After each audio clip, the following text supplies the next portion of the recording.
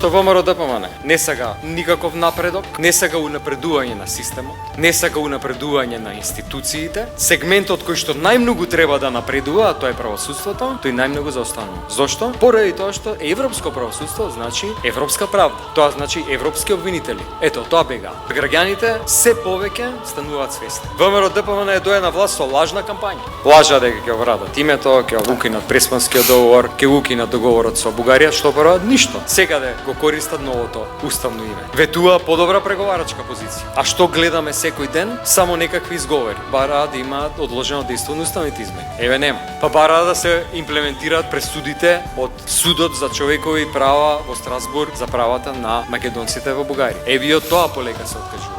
Еве сега некаква декларација сака да се донесе во Европскиот парламент за која што бараат и поддршка од нас преку нашите сестрински партии и нема проблем. Веднаш се пуштивме во активности, ги сконтактиравме тие наши луѓе од сестринските партии. Меѓутоа што е прашањето? Значи ли тоа дека ќе го одглават европскиот пат?